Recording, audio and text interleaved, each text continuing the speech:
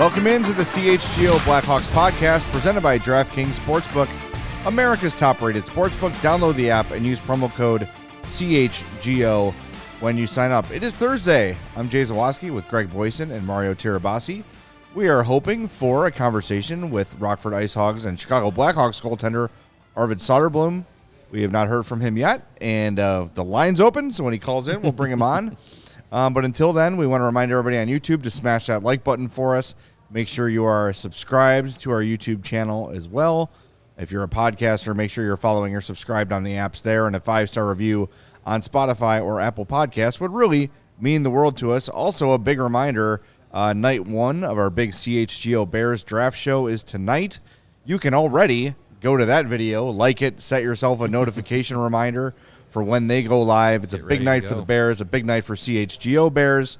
And if you want to get a ticket, I believe there's still a chance to do so, to join them at the draft show, allchgo.com. Tickets available for tonight and tomorrow at Joe's on Weed Street.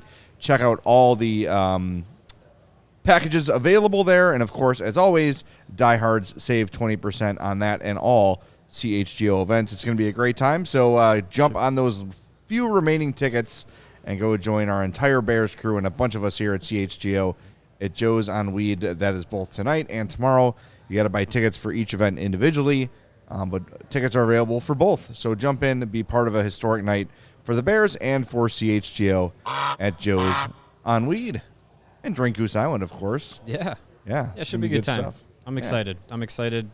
Draft time is in the air, and it's a good precursor to get us ready for lottery night coming up in a few days, and then the draft in June. So it's a nice little ramp up for us. I have found myself already feeling anxious about that show, about that day. Oh, I've put it in the back of my mind. It's every day. I'm just a little bit, worrying about it just a little bit more. Like, I was at the grocery store and I was picking out oat milk for my daughter, and I was just like, oh, should I get this brand or that brand? Oh, what if they don't get first?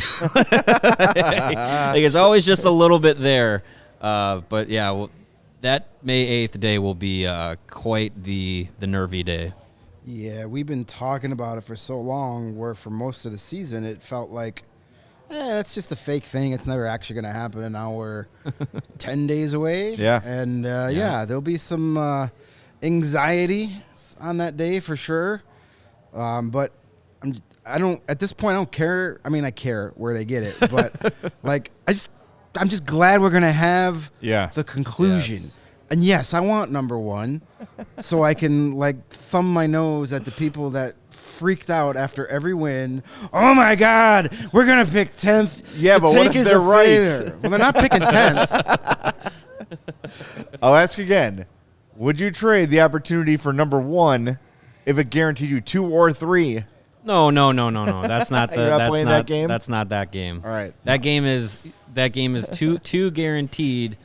If you give up your odds for number one. So only 2? You'd only do it for 2? Not for 2 and 3? Guaranteed. For 2 and 3, you might as well. You're just rolling the dice anyways. I guaranteed Adam Fantilli for no shot at Connor Bedard, or a shot at Connor Bedard and possibly picking as low as 5th.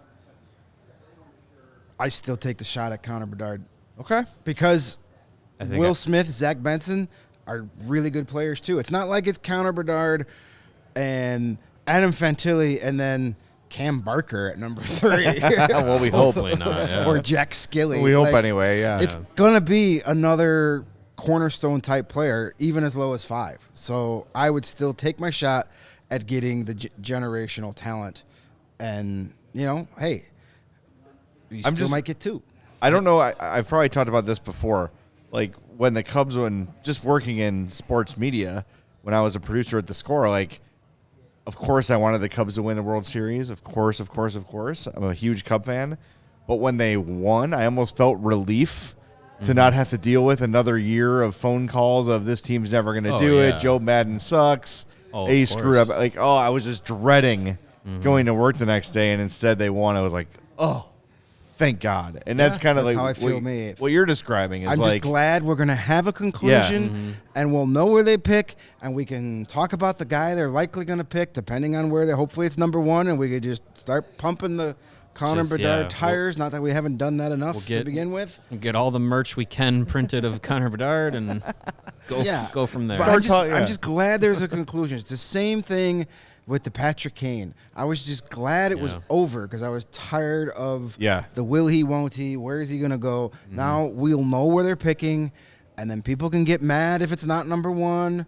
They'll get over it. Right. They'll get over it quickly, and we can move on with our lives. Yes. Well, nothing is confirmed, set in stone, but leading up to lottery night, we are going to have a friend of the program draft analyst. Not confirmed, but one of them I think we will be able to get on to kind of give us one last rundown of the top 5, 6, 7 guys in the draft, so that we can all be certain that we feel good about wherever the Blackhawks end up picking, because we'll get one final deep dive on all those top 5, 6, 7 guys. I'm looking forward to it. Like you said, let's get it here. We've gotten it. We're this far. We've been waiting this long. I've come to terms with the likelihood they're not getting Connor Bedard. Yeah. Because that was going to happen even if they had the best chance. They still had a 75% chance of not getting him. Yes. So I've come to the turn, like, for most of the season, it's been all about, man, Bedard's going to look so great here. And, God, I can't wait to see him at development camp. So now it's like, he's probably not coming here no matter what, so I'm okay with that. So therefore, this is my life of being not only a Cubs fan, but a Chicago sports fan. I've learned with my wisdom of my old age, if you have no expectations, you cannot get disappointed. You could only be pleasantly surprised. So I gave up the expectations that Connor Bedard is actually going to land here. So if he does, I could be like, holy crap, that's awesome. And when he doesn't, I'd be like, yeah, that's what I expected. Yeah, that's it. That is a very healthy way to look at it. All those years of being let down by the Cubs has taught me to just, no matter what people say, just prepare for the worst, and if the best happens, you're happy. And if the worst does happen, there's no way you could be upset about it because that's what you were expecting in the first place. I'm ready to be hurt again. Yeah, there you go. Well, you guys are still young. As Cody says. You and Cody are still young, and you can your bodies and your mental makeup can still handle that. I'm at the point of my life where I'm like, I can't take that much more. It's taking years off my life. I don't have many left, as many as I used to. And, I'm good with, like, hey, I'm cool. Let's just let it happen. I've practiced all scenarios in the mirror, my reactions from 1 to 5. I've just you want to give us a preview, like the Oscars award show. I've got my head nod and my excited face. I got it all ready to go. Yeah. I think the real anxiety is going to kick in as they're rolling up the teams and we get to number 6. Then it's going to be like, okay, here we go. Yeah, because then it's gonna be like every pick. It could start at 5. Every pick is gonna be like, is it the Blackhawks? Is it the Blackhawks? Okay, we survived 5. Okay, we got through 4. Shit, there they are at 3. That's how. That's how it felt with when they jumped from 10 to 3 with the where they ended up taking Kirby Dach. It was like their number was 10, and when they didn't come up, you're like, oh shit, like they're moving up, and ended up going up to 3rd. So it's gonna be interesting. Even just talking about it, I can feel it like welling up in me. I'm like, oh. Yeah, but for me, it's more of it's more about our viewers and listeners being disappointed than it is for me being disappointed. Yeah, I don't want anyone to feel so, because I've detached a little bit. I think we all have from covering a team. You detach from that fandom, but the people that are with us every day have not, and they are the ones who had to endure last season with the hopes of, all right, we're going to get this really generational player, be it Bedard, Fantilli, or whoever, and if it's 5 or 4, people are going to be really upset about that. I still feel like that fan in me will be very upset, because as much as it's our job to cover the team and do it objectively and stuff, we're all still fans. Like, we all have that connection and we all know from a fan perspective how much Connor Bedard or even Adam Fantilli would mean to the team and would mean to the rebuilding plan and the success of the team moving forward. Because as much as we all objectively knew what last season was about, it still sucked. To go through that and just see all the losses. It tears at your fan heart a little bit. But yeah, I think there's still definitely the piece of me that is just like, I want this team to be good and I want them to be fun because I still love watching this team. I've been a fan of this team for a very long time. Like that portion of me is really never going to go away. I can put it in a drawer when we do our show and speak objectively, and look at it, kind of from a, more bird's eye view. But like, I feel like draft lottery night, I'm going to be wearing a Blackhawks jersey. Like it's fan night. Like that's a good night to be a fan. Yeah, and I know there'll be some disappointment if they don't get one or two. There'll be some anger, just like it was after every win. I'm not going to lie to you. There were some of those victory nights, especially the last month or so, I dreaded the post-game shows because, like, I don't want to deal with the tank fear. Yeah. It's like, I get it, but, like, can we just, like, enjoy, a good group of guys that work their ass off to get a win? Beating the Bruins is something, and the Penguins is something that we should all have been able to enjoy fully. I enjoyed beating the Penguins. Yeah. Kept them out, knocked them out of the playoffs. Yeah. That made me happy. So, and that's another bit of a nose thumbing. The Penguins not making the playoffs when they did what a lot of Hawks fans want, like bring back Kane, bring back Toews, keep going. There you go. No, it doesn't work. They missed the playoffs in year one, and they got, 3 more years of those? Four more of Letang, and pretty sure, all three of their big three are still. And the guys who while. thought that was a good idea all lost their job. So Yes.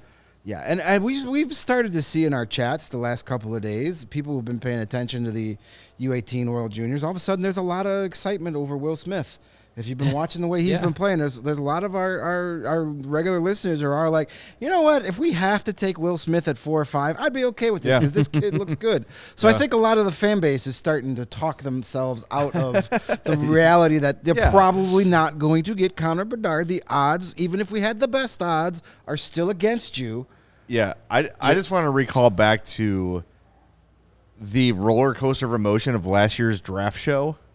Yeah. When we're like, what is going? We're pulling our hair out. We're pissed. I was just kind of like, whatever. What is going on? Yeah. They're trading everybody, and we thought they maybe still probably didn't get enough for DeBrincat. You trade Kirby Doc. It's like, oh my God. Then we all want Nazar, and they take Orchinski, like another defenseman. And then as everything starts to reveal itself as a show. Oh, okay. Nazar's still there. Oh, okay. And you start to see the plan. It's like, oh, okay. And then they got a third first Yeah, round like pick. everything just totally changed. Yeah, that was. I don't see draft, at least the first round. I don't see that being anywhere near as crazy. Like they are where they are. No, they're not I any don't- assets. I don't think they're going to be making unless they take on a bad contract. Yeah. Maybe, yeah. But I don't see. I'm pretty sure those first two picks they have will be where they are, their picks, and that's yeah. it. And we're not doing. Yeah, shave my head. You can shave my ass before you shave my head. That's not happening. Probably same amount of hair. Yeah. No. My beard is already riding on the IceHogs, so that's enough of a bet for me. Yeah, but you're not going to shave it off if they lose. No, usually this time of year, if I have a team with rooting interest that goes into the playoffs, like the IceHogs or the Blackhawks, I'll let it go, and then whenever they're done, I'll shave it real close, but not like you. Yeah. No. I'm not shaving my head because. You just got a haircut a couple weeks Yeah, ago. I got it trimmed, and every time I even get it trimmed, I'm a little worried it's never coming back. If I shave it, I'm afraid it won't grow back. So it's not happening, and I look like an idiot with really short hair. I anyway. shaved my head in college, and it was I had children afraid of me because I looked. If I shave my head, I'm going to look like John Candy from Stripes, and it's not a good I look. looked like a fat Stone Cold. So, blob cold. Cold Stone. Cold Stone. That's actually pretty good. I don't know if Cold Stone had been invented when I did that. That's how old I am. But yes, that would have been good. Cold Stone. Yeah, it was bad. It was bad. Part of what is stirring these emotions of wanting the Hawks to do well in a draft lottery is watching the playoffs. Yeah. Because you're like, man, and then You wanna get back every to that. Facebook memory I have, for the last few weeks, a couple days ago was just Hossa with all a million exclamation points, and today was bring on the Canucks, and you're like, God damn, I miss being part of the playoff excitement. and Barf Cry Die Time, it was dubbed on Twitter. Yeah, it will be interesting, though, when this team gets back to the playoffs and we're still on the beat, like how different that's going to feel being in a press box for a playoff game, having gone through It's gonna feel the like glory days yeah. as fans. And like the first time I ever got actual NHL credentials was for the 2013 Stanley Cup Final when I was running Second City Hockey. And so my first game ever in a press box is game 1 of the 2013 Stanley Cup Final, where that was the shin pad triple overtime game. And of course you can't cheer in the press box, but like That's hard. I was in the auxiliary press box. They turned section 309 behind the net into another press box. They put tables over every other row because they had so much press covering it. So that goal goes in, like literally right below me, and I bend under the table to unplug my laptop, and I'm under there going, yeah! And then I came back up, I was like, did you guys hear that? What the hell? Somebody's cheering in the press box. No. But then I didn't feel that bad because game 2, the Bruins won in overtime. Might have even been double overtime, but it was an overtime game. It was, yeah. And like the other guys in my row were like from some like Providence, Rhode Island newspaper. It was like 4 of them. They all stood up and cheered when they scored. And I was like, well, I could have done that. They probably know they're not coming back, so it doesn't matter. Yeah, but it was like, that was my, So I like, will it be as like stressful in the press box as it was I think it'll sitting at home or sitting at your favorite bar with your buddies back in 2013? There's gonna be a lot of there's a lot of clinching. like when Kane scored that, it was waved off. The but buzzer beater. I remember, I think I was just like repeatedly elbowing you as that happened. Like, you're trying not to. There are times where, you don't. So I've learned how to like laugh at it. Yeah. You just laugh. Like, ha, that's great. Like, or something. What a moment. Or like, I felt bad the last game of the year when I won the first goal pool and I went like this when my guy scored. And I was like, oh, I'm not cheering for the goal. I'm not cheering for the Blackhawks. I'm cheering because I just won $16 or $18, whatever it was. Well, I think in also the last game, the Toews breakaway in overtime, I'm going to Greg. I'm like, no effing way. Yeah. No effing way. That would have been one where I think even people in the press box would have been like, wow. Yeah. What a moment. It's a great moment. Yeah, it would have been a great moment. I feel like those games will feel like that last game did. It probably amplified a little bit more, but that last home game of the year really did feel like the most, other than probably Hosa's retirement night, that was probably the most amped up that building has been all year for the last game. Yeah. Yeah, that Vegas game, the Kane's last game, I think a lot of people kind of knew it. Thought it was probably. And then when he had those goals, man, when he scored that goal that didn't count, that was pretty ridiculous too. So, yeah, those were the best nights of the year, not surprisingly, because they focused around the guys from the glory days. Yeah. Hosa, Kane, Toews. You're not going to have any of that next year unless you retire Duncan Keith's number now that he's officially no longer under contract. They'll find some things to do. Do you do your dual number 7 retirement ceremony and you do Seabrook and Chelios together? Those all sound like great ideas to get people in the building. Yeah, I mean, you got to do something because there's no Patrick Kane. Yeah. There's no Jonathan Toews. You can't bank on that now. You get Connor Bedard. There's a bump in ticket sales. There are your season ticket sales. There is a selling point. And that's a marketing campaign just by itself, winning the draft lottery. We were going to talk about it the other day, but ran out of time. The season ticket renewals are up like 25% or something like that. Yeah, more than they're expected. So, I mean, if they get Bedard, I think your season ticket sales are going to be huge immediately. Yeah. I think that's memberships. Season ticket memberships, yes. I think those will. I think that is a huge selling point for this team next year. I got my season tickets in 2007, right after they drafted Patrick Kane.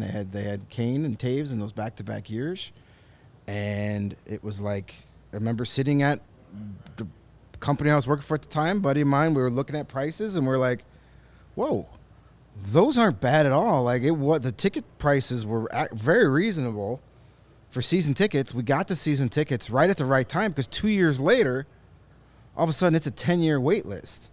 Yep. So we were there from day one of the Patrick Kane, Jonathan Toews era. 07-08 was our first year, and we had them all the way up until 2017.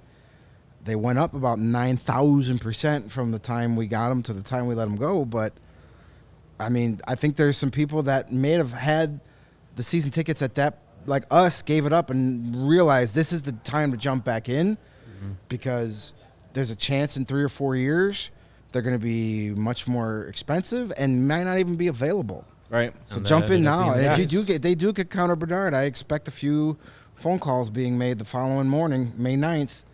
Hey, I want season tickets. They should do the like when teams win the championship. Like, congratulations, your team just won the Stanley Cup. Call now to get your free T-shirt. The Hawks should have a season membership commercial queued up at the draft lottery. Congratulations, Chicago Blackhawks. Connor Bedard is yours. Season ticket representatives are standing by. Order your season tickets today. Get a free 98 Blackhawks jersey. There you go. The marketing, it doesn't sell. It doesn't. You're welcome. Yes. We know you're listening, Blackhawks. You always are. Yes. You guys should listen to Kyle Davison on the show someday. It'd be really fun. Really It would enjoyable. Before we get to our first ad break, and I know everyone's looking forward to that, Janet had a comment in the chat. She says, have not things changed where less and less of the press is objective and it's not a big deal? It's how it has been, no? Have you ever watched DNVR when the Avs lose? So here's Yes, we have. Well, yes, we have. What we're talking about is literally physically in the press box. Right. You are not supposed to show any sort of rooting interest. Now, look. Everybody knows, everybody in the press box, everybody at the Blackhawks knows that we do not operate like a newspaper or The Athletic or whatever. There is a bit of fandom in all three of us, but we can't show that in the press box. And Jesse and press, Megan. Yeah, the press and media area, that's your professional you can't setting. walk in there wearing your Hawks jersey or Hawks hat. No. Right. You can't cheer. You can't yell at the refs. Right. It's just, that's how it is. Like, it's why Rudo and AJ don't have press credentials. Yes. Right. That's why It's different. Matt Peck and Big Dave don't have press credentials for the Bulls because they wouldn't be able to handle. Yeah, and They're too big of fans. I don't think Matt Peck can go to a Bulls game and not scream at somebody or throw his hat. or throw his hat on the court because he'd be right there. So there's it's And each person's different. I think we all have a good way of balancing our fandom and our also journalistic side of things, whereas other people with DNVR, with CHGO here, everyone has their different strengths and their different ways of viewing things. So, Peck and Dave being in the press box, that's not their deal. Their deal is being the biggest Bulls fans you've ever seen. Yeah. That's why I think our beat is unique here at CHGO because we're the only beat where all of us are credentialed. Right. All the other beats have, their credentialed guy and then their super fan guy or guys, and then or your reporter Guys or type. gals. Yeah. So I think that's what we're unique here because all three of us are credentialed because we want to go to the games. We love going to the games. And we love having there's access to the team. And there's value. There's value to all of that. Yeah, and it helps on days too, where like all three of us are out of practice. We can split up and get more quotes and stuff like that. And there's something to be said for being at a morning skate and at practice every day and how you cover your team. Sure, you can watch all 82 games, but you're only known what's told to you. But when you're there, you get to see things, you get to overhear things that, Like who hates BioSteel? Right. He's not here anymore. They don't tell you that on a broadcast. No. No, But it's he's not here for the moment. Yeah, it's having the full access to the team has been great. Yeah. Wonder if his dad likes BioSteel. He would like the minimum I'm amount sure his of dad's never BioSteel, had not the BioSteel. maximum amount of BioSteel. Right. No. All right, I think we told everybody who it is. His dad's probably punched a bottle of BioSteel. All right. Jesus. After it fell into the penalty box. All right. Good question from Windy City Hockey. He says, in the final game of the season, was there more fandom showing for Jonathan Toews in the press box? I don't know if it was fandom. It was more of a it was like an appreciation. People understood. Everyone there understood the moment. Everyone Yeah. there had their phones out. Myself, we were all Right. capturing that moment because I think one, it's content, but two, it's also like I know I've gone back and watched that video in full and just been like, damn, like that was an awesome moment to be there and then be able to relive it. And I don't want to speak for the other beats. I know some of them are bigger fans of the team than others, but I think that's probably something that they've all done too, is go back and watch it and be like, that's pretty cool. Well, yeah, I mean, it's also, it's a guy who's had a legendary career.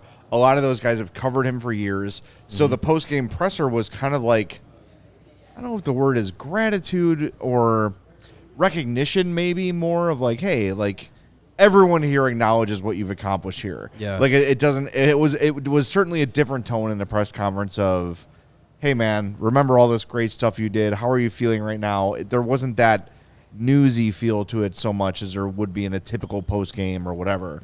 Everyone was just kind of letting Jonathan Toews know, like, kind of speaking for the fans, like, you're appreciated, and do you feel that? Like, did you feel that love? And so it was a little bit different, but there were not like people crying in the press box or whatever. You know what I mean? It would have been interesting if Toews scored. Had he What the scored, reaction if would have he been. had scored that breakaway, yeah, I would have. I don't know. That would have been very hard to. That moment, there might have been something coming out at that point. And I think some other people in the press box, our colleagues, not necessarily would have cheered, but you would have gotten a reaction. You would have gotten, not necessarily, oh, yay, you would have gotten, oh my God, that's amazing. Like something like you would have. Holy crap. Yeah, you would have gotten, I know exactly who you were impersonating there. You would have gotten more of a reaction than you would have on any other typical goal. Yeah. And it would, that night was more of a, not necessarily people in the press box being fans of Jonathan Toews, but just appreciating and respecting. And for a lot of those guys, as you said, they've been, Mark Lazarus and Scott Powers and Tracy Myers, they've been covering him for years. Long time. And it's kind of like, okay, this is the end of an era for us too, because we've built this relationship with this guy for so long. He's basically been like a coworker to us for 7, 8, 10 you years. see him every day of your life. Yeah, so it's kind of like, all right, this is the last time, and let's make the best of it. Yeah. Yeah. And if you want to make the best of your wardrobe, where can I buy an Aloha shirt, Greg? Let me tell you, as soon as my screensaver goes away, you can go to Foco. Oh. Foco, yeah. Hey. They are a great little company that gets you fitted out in the best sports gear around. You can get hoodies, shoes, signs, bobbleheads, and everything in between. Maybe the banana hammocks are back in style because, hey, look at that. warm getting weather's warmer. coming. Warm right It's out. spring and baseball season. They got those Aloha shirts you like, straw hats, polos, bags, everything you need for a Full smear. game. Some of our lovely You got Foco items decorations. on the set. They got them all lined up back here. We've got some bobbleheads they've sent us, some awesome signs. There's a couple of Blackhawk jersey snuggies lying around. Hopefully we don't need those for a few months, but you never know. So check out Foco. That's maybe that's the problem today. Arvid Soderblom is went to Foco. Shopping and spree. He's just seeing so much stuff there, and he's gotten lost, and he didn't realize that he was Crashed his supposed computer. to call us. Yeah. Yeah. Yes. That could be. Lost track of time. And Yeah. Ira's asking, no, you didn't miss You the didn't interview miss with it. Arvid. We, Something must have happened because he has yet to call in. But Yeah. if he does, we're going to put him right on the air. Yep. Let's wildly speculate what happened. No? All right, maybe Nah. not. He's been traded. Hey, by the way, it's Big playoffs. It's NBA playoff time. That means big hoops action with DraftKings Sportsbook, an official sports betting partner of the NBA. Get in on the excitement of every game with the touch of a button. New customers can make a $5 pregame moneyline bet and score $150 in bonus bets if their team wins. Plus, everyone can score a no-sweat same-game parlay every day during the NBA playoffs. Open the DraftKings Sportsbook app, opt in, and place a same-game parlay on any NBA game. If it doesn't hit, you'll get a bonus bet back up to $10. I'm looking at some of the long shot bets today just for fun. They're always very exciting. Let's find the biggest long shot they have. Yeah. All right, plus, oh, God. Plus 16,000. Denver Nuggets minus 2.5. 2+ Jokic steals. 2+ Chris Paul steals. 2+ Jokic blocks. 2+ Durant blocks. It's a That's block plus party. 16,000. What's the lowest denomination bet you can put on there? $1? I don't know. Let's see. Like Probably if I could, $1. If I could bet a nickel, I might throw it at that. It's probably $1. $1. $1, you'd win $161. Not bad. That's called value. I mean, that's not that unlikely. It must. I don't know. It's basketball, so I don't Plus know. 16,000. It's pretty freaking unlikely. guess The it has blocks to and I the can't steals. even win a plus 350 bet. So True. The blocks and the steals make it a little interesting, but Okay. that'd be fun. All right. Well, those are there's all kinds of long shots. Just go to the DraftKings app, look at the top bar there. They got those quick same game parlays, or you can always build your own. Exactly what you think's going to happen. Build your own. They'll create the odds for you. Download the app now and sign up with the code CHGO. New customers can make a $5 pregame moneyline bet and score $150 in bonus bets if their team wins. Only at DraftKings Sportsbook with code CHGO. Here we go. All right. Gambling problem. Call 1-800-GAMBLER. In Massachusetts, call 800-327-5050 or visit gamblinghelplinema.org. In New York, call 877-8-HOPE-NY or text HOPE-NY 467-369. Nice. In Kansas City, call 800-522-4700 on behalf of Boot Hill Casino and Resort. 21 plus in most eligible states, but age varies by jurisdiction. Eligibility restrictions apply. See DraftKings.com/sportsbook for details and state-specific responsible gambling resources. And with that, here is Mario with our DraftKings Pick of the Week. Pick of the week. Hey, should we go? I have one here that's not as exotic as that NBA one, but could make it a little more exotic if we want. Let's do that. I had one that was Devils on the money line, odd number of first period goals, and a Jack Hughes anytime goal scorer tonight. That was plus 500. Let's up it to plus 950 odds. Ooh. Devils on the money line, Jack Hughes to score 2 or more goals. Devils first goal of the game. Devils plus 1.5 on the first period puck line. So we'll go with that one. Big Devils game. Plus 950. You got Devils on the money line. Jack Hughes 2 or more goals. Devils plus 1.5 puck line in the first period. Devils score the first goal. I like Okay. it. And I'm all for it because this means the Devils are probably winning tonight, and that makes that would me be happy. that'd be well, they'd have to with the money line. There you go. So And then that would make for a great Game 7 between those two teams, which that series deserves it. I agree. Yeah, I agree. I would put the Devils up 3-2, and it'd be the first home team to win in the series. It's only Game 5 you're right. tonight. Oh, 'Cause yeah, remember right, Game they've 5. Jesus. they've screwed up the schedule where it Yeah. was going every other day, and now it's like every fourth forgot day or about that, something. yeah. But still, Yeah, that would put the Devils up. it's somebody a home team has to win in that series at some point, right? You'd think. Theoretically. I mean, the Devils would like that to happen. Yes. That would be big for them. They would have to win one game at home in order to win that series. Yeah. Well, let's hope so. Even though, that Kane pick comes the first if the It would Rangers be get nice, the yeah. Eastern Final. Don't care. But It'd be interesting to see what would happen in New York if they don't make it out of the first round, because that was Gerard a team. Gallant will probably get fired. Probably that was a team they were ready to go and loaded up, and if they dropped the first round to the Devils, like If they lose, Be they very were up to interesting. nothing. yeah, Well, yeah, after winning two First games, two. the first two on the road. yeah.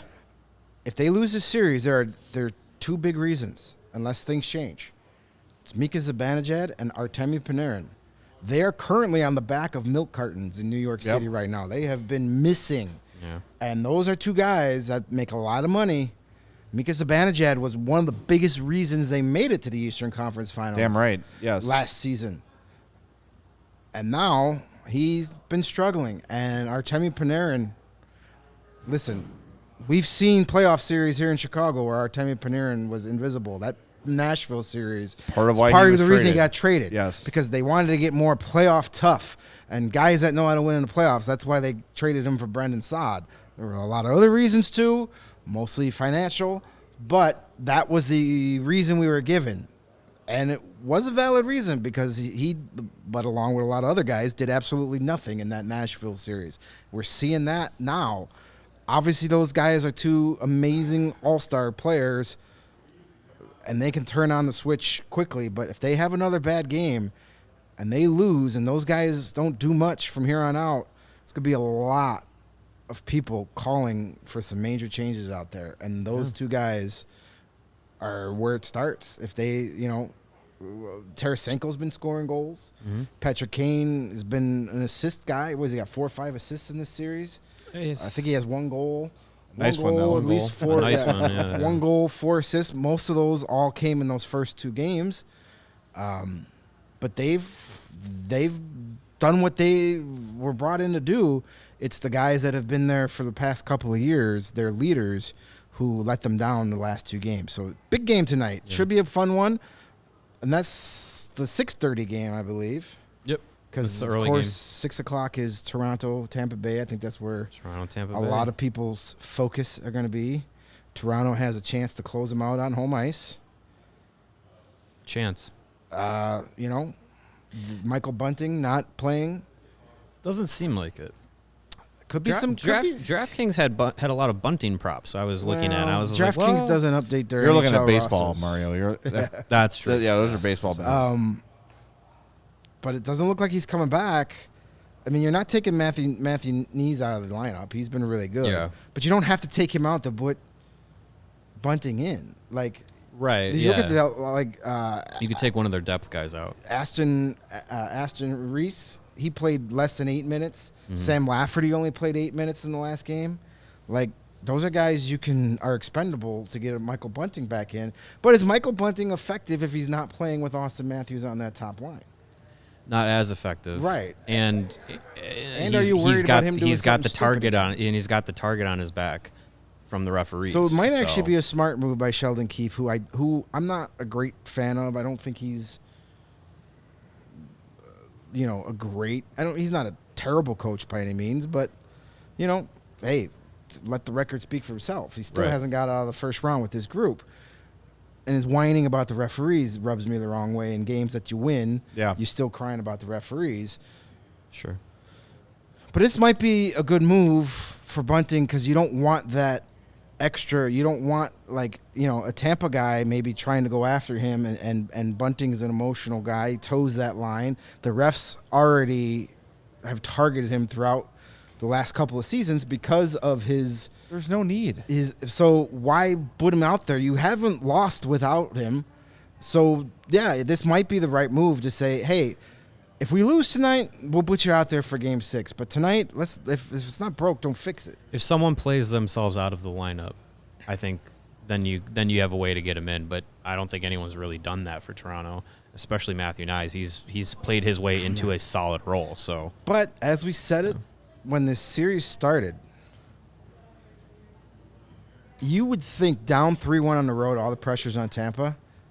It's on Toronto. The Leafs. Yeah, it's on Toronto. The Lightning could be as loose as they want to be because, A, they've been there before. But if the Leafs lose on home ice tonight, all they're going to hear is, here we go again. Yeah.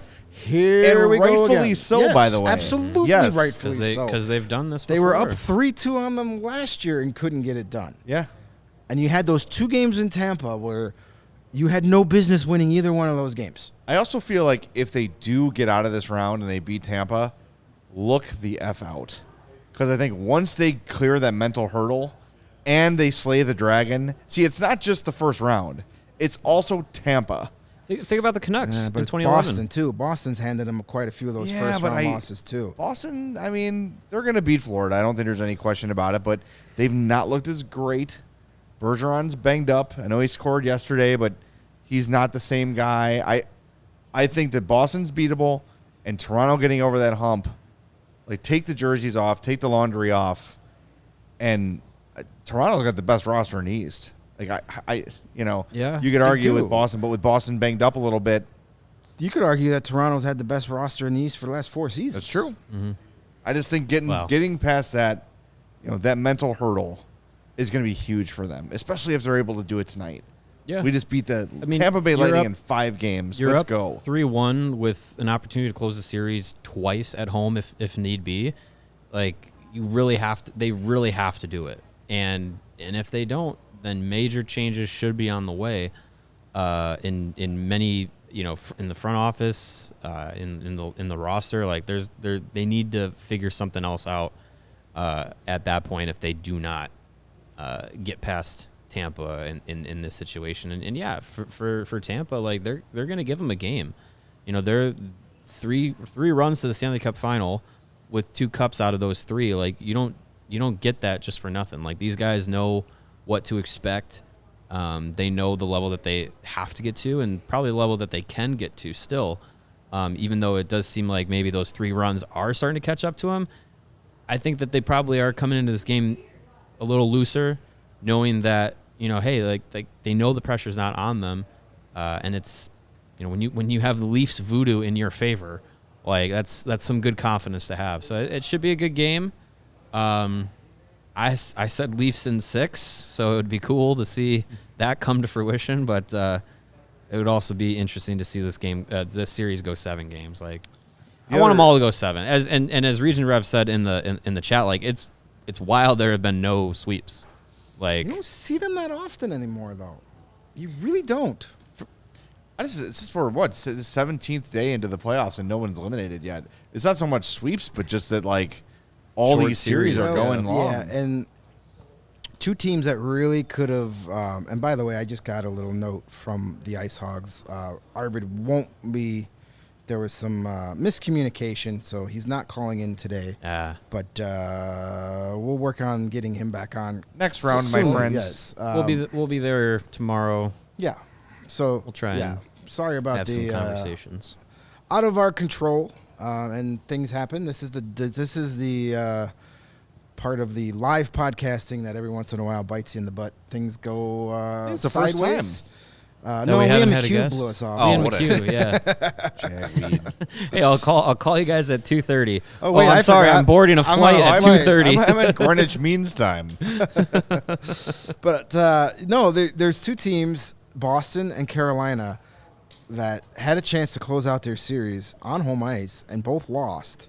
Yep. And those are 2 teams, like, for teams to make deep runs, they need one of those, like, 4 or 5 game Short series series, wins. yeah. Like, the Blackhawks always had one of those series, mostly thanks to the Minnesota Wild, where they had that 5-game series and they could take 2 or 3 extra days off. And a team like Carolina, who's banged up, Boston, who's banged up, I still think both of those teams are getting out of that round, but having to play at least one more game on the road. Yep. Another day of travel. The Islanders are going to take a piece out of the Hurricanes. They've already taken their plan for this series has apparently been, well, let's make sure we have the entire roster of the Chicago Wolves up here by Game 7, and then we have a chance. Right, yeah. Like they're like basically like we're going to take you out of this game. Deplete the roster. That's what they're trying to do, and they're succeeding. Yeah. And Boston with Patrice Bergeron, with Krejci banged up. I don't think Linus Olmark is 100%. Well, how about the Alex Stalock moment last night for him in overtime? Quite the brain fart. Yeah, that was pretty bad. And there should have been some communication. Somebody should have been yelling him to go the other way. Yeah. Or just stay in your net. That too. That was bad. Don't get bored in overtime. How about Right. that? And we were talking about intermission crews the other day. ESPN switched it up a little bit, but I'm sorry, the John Buccigross, Ryan Callahan, Kevin Weeks, they're just so hard to listen to because all they want to do is do their little hockey lingos and their little inside jokes. Everybody likes free 99 and chicken pie. Just blow it out your ass and give me the analysis, would you? Stop being so damn cute. If you're trying to attract another audience, maybe don't use like hockey jargon lingo 24/7 because people are going to be like, what the hell are these idiots talking about? I'm not watching this. But Kevin Weeks, who I enjoy, provides a lot of great information throughout the course of the season from various locations across this country. He right away was like, of course, because he's an ex-goaltender, was in defense of Olmark, like, well, the puck bounced on him right before he got there. Well, what's he doing there? That's the problem. Yeah. So, yeah, that was a major brain fart. That was a game the Panthers had no business winning. Yeah. None. There was a point in the second period that the Bruins had 21 straight shot attempts in that game. That's like a Hawks game. And then as soon as Been they there said before. that on the broadcast, the Panthers not only got a shot attempt, but it went in the net. Yep. Like literally 4 seconds after That's that. hockey. Matthew Tkachuk. And there was another that happened, I think, in the Kraken game, where they said there hasn't been a shot on goal in this game in 7 minutes from either team, and then less than 30 Kraken seconds scored. later, the Kraken scored the first goal of the game. Let's talk about that series. How about that? Yeah. We have to keep it down because some of our Denver brethren are here. Wow. And sisterin. Is that a thing? They're in Sisterin? rings and stuff. It's just Avs are in trouble, man. Yes, they are. I don't like the Seattle team isn't just happy to be here in the postseason. They want to make some noise. And you talk about, just as you said, with like Tampa having nothing to lose, really. Seattle, no one expects them to beat Colorado. No. No one picked them. The fans are like, hey, we're happy to be here, right? Colorado's in trouble. They're about to be here for a little longer. Phil Grubauer is playing as good as hockey as he ever has, at least since he was a Vezina finalist with the Avalanche. Now he's sticking it to him. Yeah. And they're getting some bounces. Again, that's another game that people are going to whine about the referees. There was a Nathan McKinnon play where he was tripped up, and then he gets up and slams his stick and he yells to the ref, and meanwhile, the play's going the other way. He's late getting to the bench because he had to throw his hissy fit, and then JT Comfort gets on the ice. He's a half step behind who? The guy that scored the goal, Ty Cartier, who was in his NHL debut. Good for him. And then, it's like that play, when you look at it, people say the refs are bad, and the refs haven't been good. They're letting things go. Mm-hmm. But if they were to call every little thing, the same people would be complaining that let the guys play. Yeah, that McKinnon, that play, it was not egregious. It was not. The guy fell. It was and then took him out. It wasn't like a stick or a foot coming out. And the way that the closest ref was blocked by Nathan McKinnon, couldn't see the guy behind him because he fell down, and McKinnon. So when you see the play, he's looking straight on. The guy disappears, and all of a sudden McKinnon goes out. He can't see what happened, so you can't call what you don't see. But for McKinnon to get up and slam his stick and yell while the play's going the other way, to me, that's unacceptable. Get up. You can get back in the play. You could scream at the ref from the bench. You don't have to do it right there. You got the rest of the game to yell at him. Yeah. That, to me, was a rare loss of focus by one of the best players in the game. Yeah. And that's why it's so unacceptable. If it's like a fourth-line plug doing that, you can be like, whatever. But Nathan McKinnon, when guys like that start to show the frustration, it's only going to trickle down to the rest of the team. And there's no Brent Seabrook coming to the penalty box to calm down Nathan McKinnon. Yeah. Well, that's the thing. And I don't want to make too much out of one moment. But when you see a player of that stature, of that skill, of that, whatever, name recognition, whatever you want to say, lose it during a game, that can show you that they're feeling it a little bit. Yeah. You could tell Colorado is feeling the pressure. This season in general has not gone as easily for them as maybe they expected. Injuries, of course, they've got excuses. Gabriel Landeskog didn't play a shift for them this year. That's a huge, huge piece of that team. Other injuries, Bowen Byram missed a lot of time. They've been dealing with a lot of stuff all year. You lose Cale Makar for a game. Yeah, but this has not been the exclusion situation is very odd. Yeah, and doesn't sound very good. There's been a lot of stuff thrown their way they've had to deal with, but it happens to every team. It happens to every great team. Mm-hmm. And I don't think they're done. I mean, if they win this one, I'm going to pick on to win Game 7. But Seattle's look good. They just play calm. They capitalize on their opportunities. Solid goaltending. Yep. They're deep.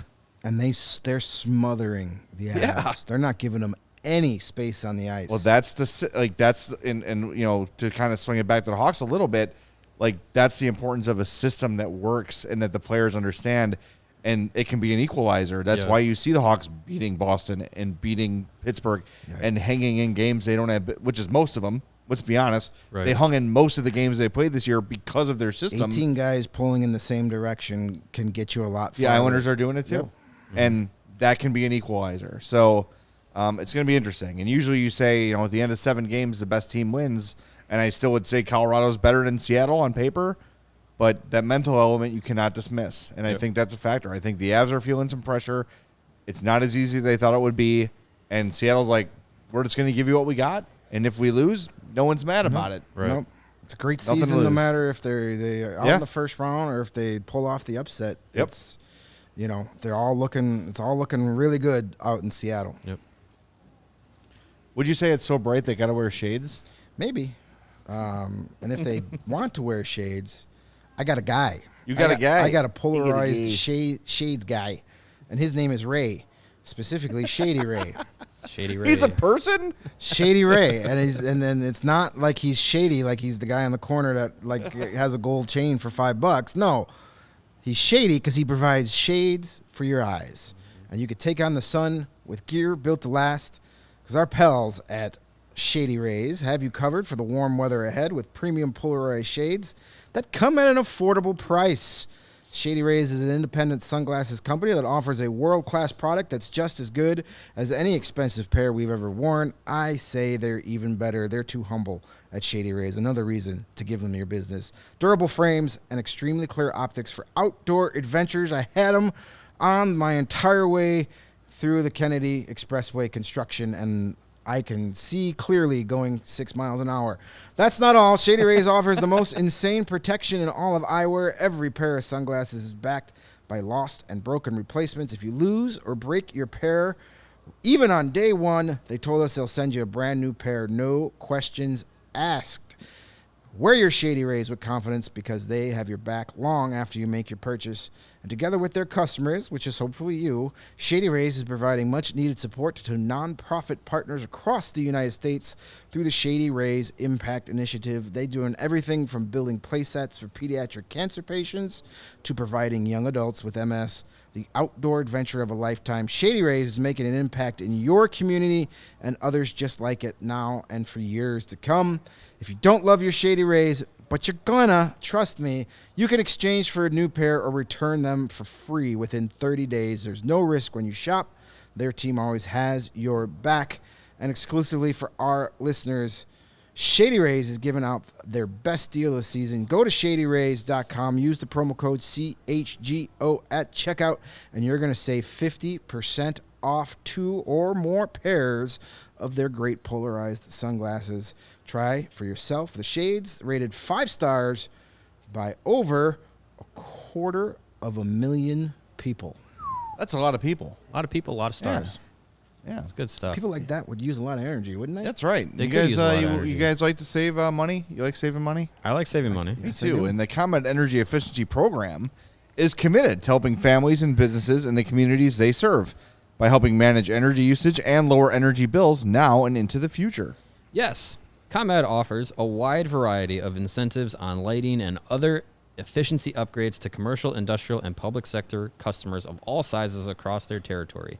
ComEd also offers free facility assessments that can help find energy-saving opportunities like for HVAC systems, commercial kitchen equipment, or industrial processes. Now, I don't know if Greg's paying attention, so can we He's looking at fill his him phone. more a little I am further not. on exactly what I this entails? am on the Powering Biz website. Oh, right good. now. Oh, good, perfect. good, good. Yeah. Spoiler alert. Well, you can look that up, and I'll tell you how it works. An authorized engineer will work with you to develop a detailed assessment plan specific to your goals and needs. These can be done in person or virtually and last approximately 2 hours. Within 3 to 4 weeks, customers will receive a report detailing energy efficiency projects that they can start working on immediately. Each recommendation will include estimated energy savings, cost savings, project costs, potential incentives, and simple payback. If you own a business, do not wait. Get started saving money and energy, or monergy, today. Monergy. For energy-saving tips, lighting incentives, or to schedule your free facility assessment, go to comed.com/poweringbiz, B-I-Z. And I can see Greg is indeed looking at comed.com/poweringbiz. Yes, I am. Yes, he is scheduling his appointment today. Yes. Good move. Good move. Smart move. I like saving monergy. Monergy. Monergy. Monergy is a good thing to save. Hey, one final reminder. Tonight and tomorrow is our CHGO Bears draft show. You can go on our YouTube page right now, set yourself a notification when that show begins. You could like it ahead of time, which would be great. Make sure you like this podcast as well. There are still some tickets available for the events. If you go to allchgo.com, we are at Goose Island. I'm sorry, we're at Joe's Bar on Weed Street, brought to you by our friends at Goose Island. There are premium drink packages available for today and tomorrow. So go to allchgo.com. All diehards save 20%. And speaking of diehards, we have not talked enough about our newest shirt design, the O Captain, My Captain design in honor of our beloved number 19. You can go to the CHGO Locker, chgolocker.com, and pick up the O Captain, My Captain design. Very, very cool. You've got the C with the feathers and the sticks and all the accomplishments. His updated goal total. That's right, the updated goal total for a Blackhawks legend. So if you're on the fence about becoming a diehard, you can sign up. This shirt is free. Any shirt at the CHGO Locker is free when you sign up. You also get a free shirt every year upon renewal. And if you want more than one, you save 20% on all of our merch at CHGO Locker all the time as a diehard. Yep. So after a couple events and a couple shirts, it has paid for itself. You look good, you have some fun, and you've paid for your membership, and you've supported us, which is great. I've got one on. I've got a Bears design on. Mario's got his Bears design on, too. It's gonna be I'll put a big night. CHGO shirt on when I get home. Bears. It's got the CHGO banana hammock on. Only available for employees so far, but we're working on that for the general public. We'll let you know how that goes. All right, I'm testing them all out before we send them out. So. Gently used, game worn, Yeah. game worn. Greg worn Boyson banana hammocks. Banana hammock. There you For go. sale soon at Those are chgolocker.com. flying off the shelf. All right, we're back tomorrow at 2 with stuff and things. Thanks to Sarah for running the show. We appreciate that. Good luck to the Bears tonight. Let's bring home a really good player, and let's make the Bears good again, because I'm ready. All right, we'll talk to you tomorrow at 2 on the CHGO Blackhawks podcast.